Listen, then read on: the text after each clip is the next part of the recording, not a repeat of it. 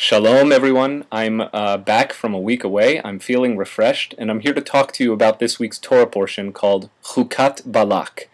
Yes, it's one of those double Torah portions, but I'd like to focus only on the second, which is Balak.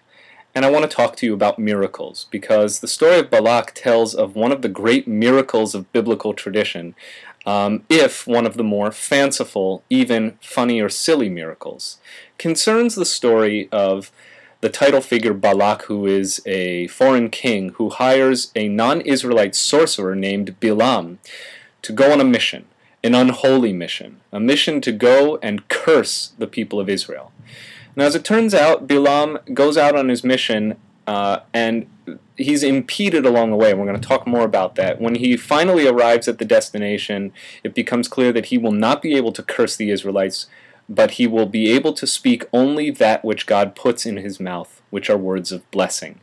And some of the most beautiful blessings offered about the Jewish people come from the mouth of this non-Israelite sorcerer.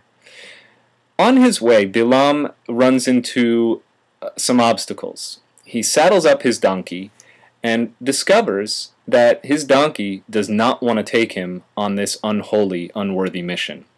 If you'd like to follow along in your own Torah commentary, we're reading from Numbers chapter 23. If you read verses 21 to 31, that will more or less frame the passage that I'm summarizing for us. Anyway, he gets on his donkey. The donkey does not want to go. The donkey's being very stubborn, sort of like a donkey. And he commands the donkey to go forth. The donkey refuses. He beats the animal with a stick, and the poor animal, after this happens 3 times, finally cries out and protests and says, "How can you do this to me? I'm the same animal that's transported you everywhere. I'm the same donkey, and you've been my master." And at that moment, Bilam has a revelation. He is privileged to see what the donkey had seen all along. This magical animal had seen an angel standing in the middle of the road, an imposing visage, a sword drawn in its hand, blocking the path. And it's a great folk kind of tale, using a motif that we see in other kinds of folkloric literature from around the world, that of the talking animal. And in particular here, it's noteworthy to observe that the animal is able to see, this dumb ass, literally, is able to see what the wise seer is unable to see. It gives us an opportunity to think about what a miracle is. And I would like to suggest that Jewish tradition might open our eyes, so to speak, to a new way of understanding miracles.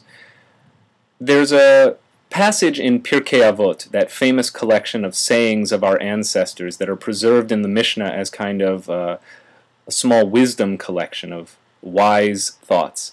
And in Pirkei Avot, we find a list of 10 miracles, 10 miraculous things or phenomena that were, according to this passage, created on the twilight before the first Sabbath at the end of the first week of creation. In other words, when God was about to take that much-deserved rest after 6 hard days of creating the world, this tradition suggests God planted into the fabric of the cosmos 10 miraculous features. They include things like the manna, that miraculous food that sustained our ancestors in the wilderness, and the well, Miriam's well it's called, that accompanied our ancestors through the wilderness and sustained them with water. All of these fanciful, miraculous elements that the literature records, this tradition says, were put into the creation before the end of the 6th day, just at the very end, at twilight. This is a way of saying that a miracle is not what you might think a miracle to be. Rather than defining a miracle as a supernatural phenomenon, that which disrupts the natural order of things, something that happens spontaneously against the laws of nature, this tradition is teaching us that a miracle can be that which occurs in nature and is programmed into the fabric of the universe that we're privileged to share. So it shouldn't surprise you that Bilam's talking ass is one of those miraculous features or items that this tradition in Pirkei Avot records as having been created at the very first, along with the manna and even the tablets of the law that miraculously contained the writing of the finger of God. So we have in front of us a new way of understanding miracles, a way that was highlighted by the great Maimonides, who said that a miracle is that which is programmed into nature to occur at its designated time from the very beginning. So, in a way, Maimonides is suggesting that everything that happens in the world is miraculous in the sense that it occurs by the laws of nature. It does not disrupt nature, but happens according to nature's course. And I think that gives us an incredible way of thinking about the miraculous and beautiful world around us. That a miracle is not something that happens only to a privileged, holy few, once in a lifetime, if at all. But rather, we are surrounded by the numinous, by the sublime, yes, indeed, by the miraculous.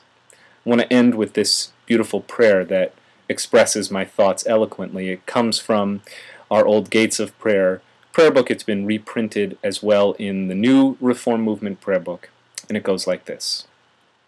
Days pass and the years vanish, and we walk sightless among miracles. God, fill our eyes with seeing and our minds with knowing. Let there be moments when your presence, like lightning, illumines the darkness in which we walk. Help us to see wherever we gaze that the bush burns unconsumed, and we, clay touched by God, will reach out for holiness and exclaim in wonder, how filled with awe is this place, and we did not know it. Blessed is the Eternal One, the Holy God.